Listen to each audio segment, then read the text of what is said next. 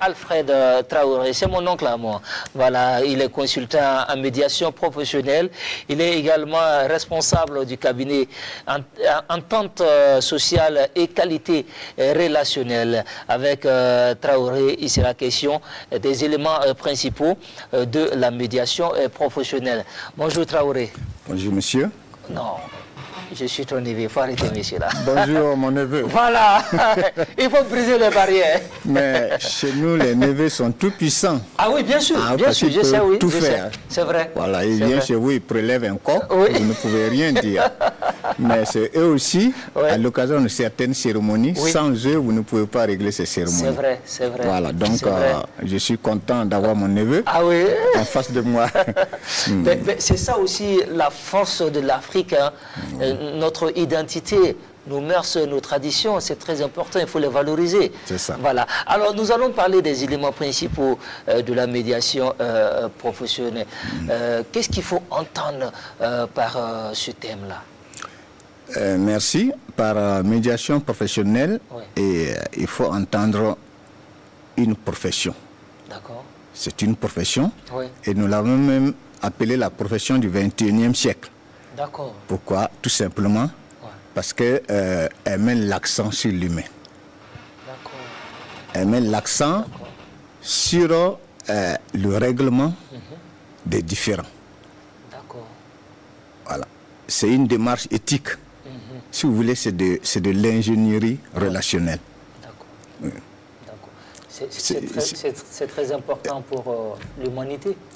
Très important pour l'humanité. Ouais. Et en fait, en quelques phrases, c'est un peu difficile à résumer, oui. Pour l'humanité, parce que les relations humaines sont très importantes. Et il faut se concentrer sur les relations humaines. Ouais. Voilà. Donc, vous voyez, si vous remarquez autour de vous, le monde est en ébullition. Nous sommes dans l'adversité. Que ce soit avec nous-mêmes, que ce soit en famille, que ce soit dans les établissements scolaires, que ce soit dans les entreprises, que ce soit dans le monde entier, nous sommes dans l'adversité. Or, dans l'adversité, il n'y a pas de qualité relationnelle. Or, ce que nous cherchons, c'est la qualité relationnelle, l'entente sociale et la qualité relationnelle. Pour cela, nous devons tendre vers ce que nous appelons l'altérité. L'altérité, c'est une expression qui veut dire tout simplement ramasser. L'autre n'est pas un autre moi. L'autre n'est pas un autre moi. C'est-à-dire que vous, mon neveu, vous n'êtes pas forcément moi. Ça. Et moi, votre homme, je ne suis pas forcément vous. Absolument. Et si on admet ce postulat, on doit pouvoir admettre le droit à l'autre de penser, de réfléchir, d'agir comme il le pense. Absolument. Ça veut dire quoi? Ça veut dire qu'à priori, il ne faut pas condamner ces mots de pensée, il ne faut pas condamner ces mots d'action. Vous voyez un peu ce que je veux dire par l'altérité. Bien sûr. Voilà. Mais c'est une discipline également qui est enseignée et qui se fonde sur deux choses principales, l'éthique et l'altérité. Je vous ai déjà parlé de l'altérité. L'éthique, pourquoi? C'est comme toute profession, hein? Vous savez, la profession des hommes des médias, la communication, les médecins, les avocats, les notaires. Il faut une éthique. Absolument. Parce que s'il n'y a pas cette éthique, vous ne pouvez pas entrer dans la profession. Puisque plus tard, je vous dirai qu'il y a des conditions pour pouvoir exercer la profession de médiateur professionnel. Voilà. D'accord. Anticiper les conflits et résoudre les différends. C'est ça. Et là, tout se résume au niveau de la médiation professionnelle. Exactement. Voilà. Alors, en quoi consiste la médiation professionnelle?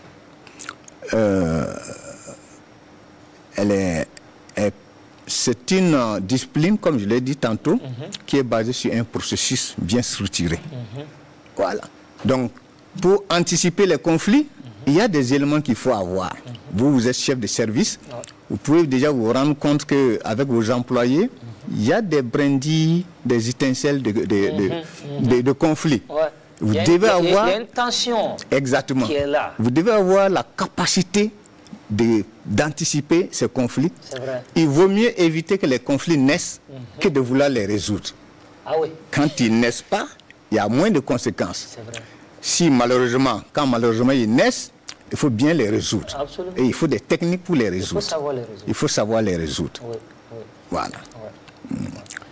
Alors, quels sont les acteurs de la médiation professionnelle? Les acteurs de la médiation professionnelle, quand on dit acteurs, c'est tous ceux qui peuvent être autour de la médiation professionnelle. C'est vrai. Il y a bien sûr le médiateur professionnel, qui est un acteur clé. Ouais. Il y a les écoles qui forment les médiateurs professionnels. D'accord. Il y a la chambre professionnelle. Je veux dire tout de suite que c'est un ordre. Donc il faut être affilié à cette chambre professionnelle et qui marche sur la base du codéum, comme je l'ai dit, un code d'éthique et de déontologie. Bien sûr. Voilà un peu les acteurs, évidemment. Et puis il y a les partis qui vont accepter d'aller à la médiation professionnelle. Ce sont aussi des acteurs. Puis voilà les institutions étatiques, et puis via médiation qui est juste un syndicat. C'est pas un syndicat, c'est le médium par lequel les médiateurs professionnels passent pour faire connaître leur profession au grand public. Parce qu'il faut dire que ce n'est pas une évidence, la médiation professionnelle n'est pas encore bien connue sous nos contrées. Elle est connue, la médiation est naturellement connue. Mon neveu, vous faites de la médiation tous les jours, mais sans le savoir. Sans le savoir.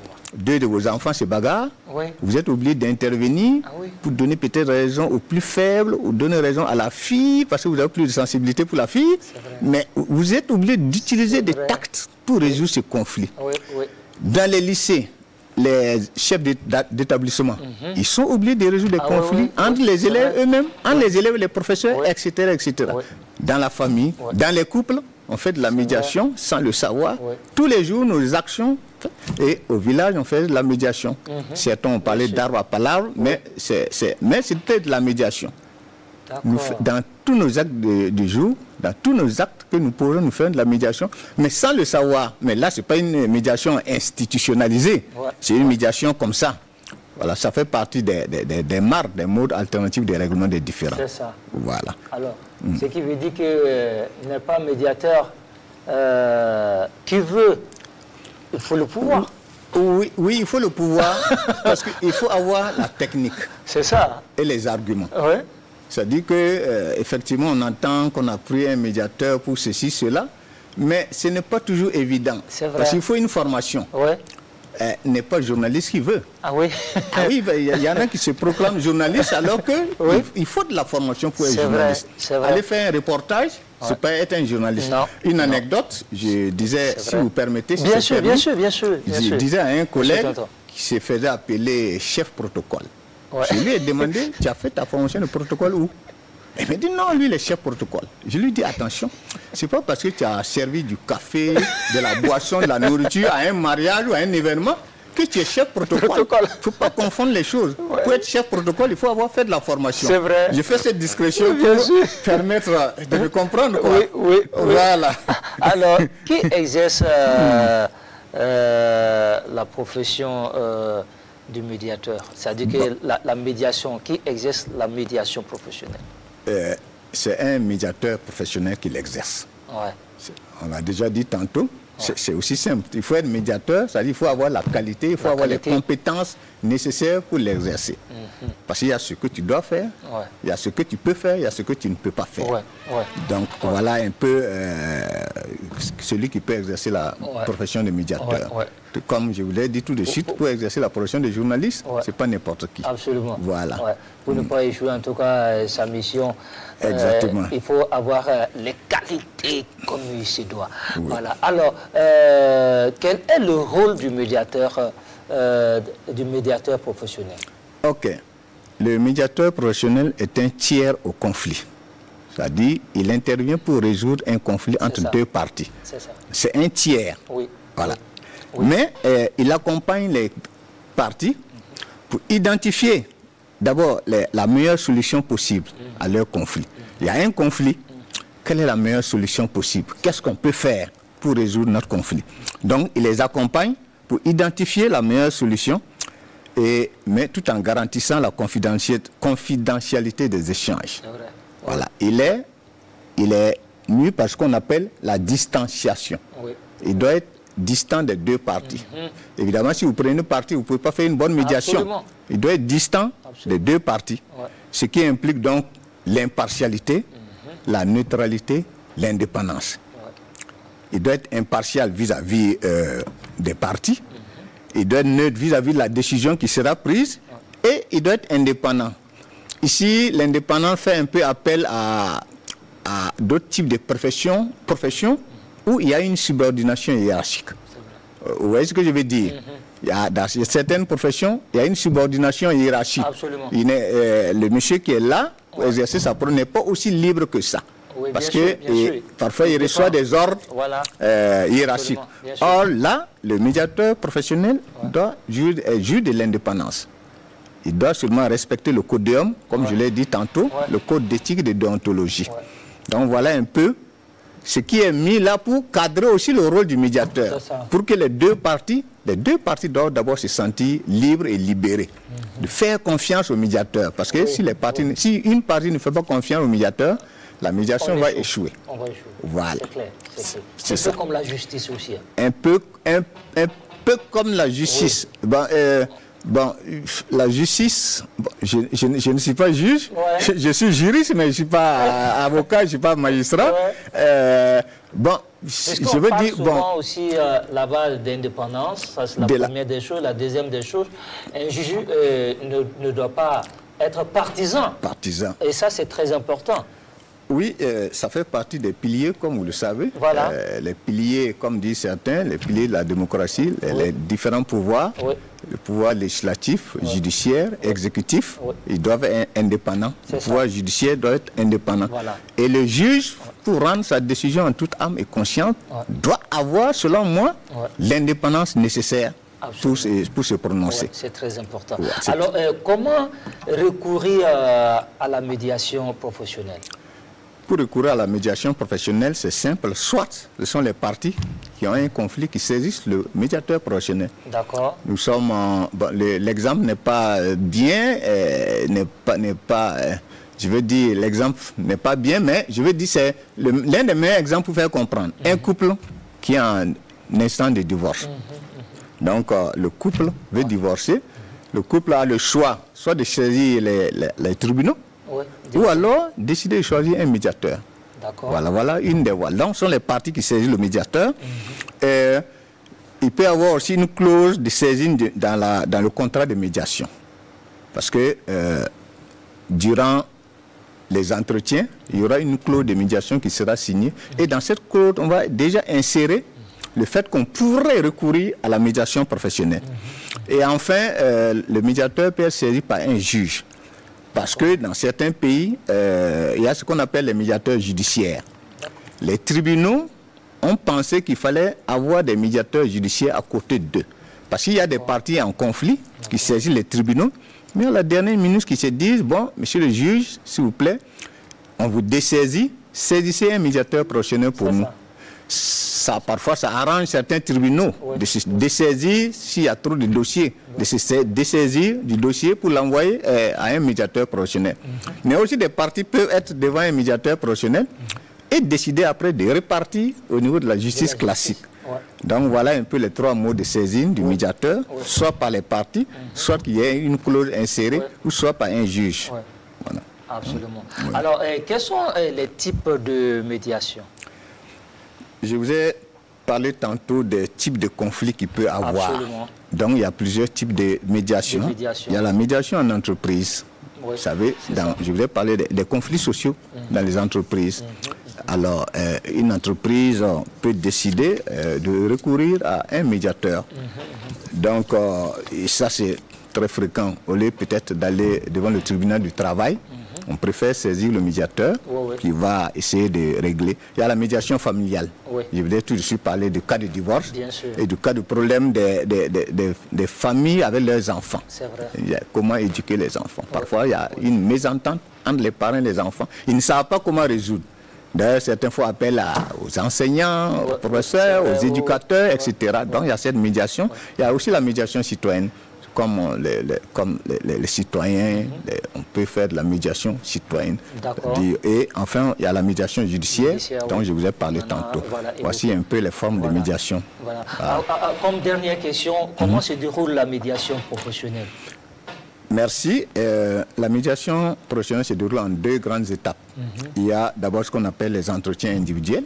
Le médiateur s'entretient individuellement à la partie A, ensuite avec la partie B, pour avoir ce qui se passe. Absolument. Et après cela, et là aussi c'est structuré. Dans les entretiens, il y a jusqu'à 8 étapes, c'est structuré. Mais pour le moment, bon, on va s'arrêter là. Donc il y a les entretiens individuels. Ensuite, ce qu'on appelle la réunion conjointe. Une fois que vous avez pu rencontrer les parties en conflit, que vous avez eu ce qu'elles reprochent les unes aux autres. Maintenant, il faut faire une réunion conjointe où ce n'est pas une confrontation. Vous juste voyez les arguments des uns et des autres. Absolument. Et une des parties, très souvent, les parties se rendent compte même que ce que j'ai reproché à l'autre, peut-être n'en valait pas la peine. Absolument. Ça a été peut-être un manque de communication, une incompréhension, etc. Donc cette réunion commune a pour objectif d'aplanir les différences et finalement de trouver la solution que les parties elles-mêmes proposent. Parce que là, ce n'est pas le médiateur qui propose la solution, il accompagne les parties pour trouver elles-mêmes les solutions. Parce que si les parties trouvent la solution, elle est plus pérenne. C'est vrai. Voilà. Vrai. Merci beaucoup. Magnifique. Et je pense que nous avons juste eu des éléments principaux pour la médiation professionnelle. Mais il faut revenir encore et encore pour nous éclairer sur tout ce qui a trait à la médiation professionnelle. Ce sera avec plaisir. Nous serons en tout cas toujours ravis de vous avoir. Voilà, elle est importante, surtout il faut s'inquiéter des conflits dans le monde. C'est vrai. Il faut s'inquiéter des conflits. Avec soi-même, entre soi-même on a des conflits. Il faut s'inquiéter des conflits en famille, conflits en entreprise, conflits entre États, conflits entre continents, conflits de voisinage. Justement, ça, c'est la médiation citoyenne. Ça, c'est très important. Conflits de voisinage. Voilà, ça, c'est très important. Et nous avons vraiment besoin aussi de médiation en ce moment, parce que vous savez que le Burkina Faso traverse quand même une crise sécuritaire sans pareil. Absolument. Et nous sommes en train de promouvoir, de prôner bien sûr la paix, la cohésion sociale, la solidarité nationale. Et je sais qu'il y a des cas où on aura forcément besoin des médiateurs professionnels pour résoudre certains conflits côté citoyen. Et ça, c'est très important. Merci beaucoup, tonton. Merci, tonton. Voilà, Mpé Alfred Traoré, il est consultant en médiation professionnelle. Il est responsable du cabinet Entente sociale et qualité relationnelle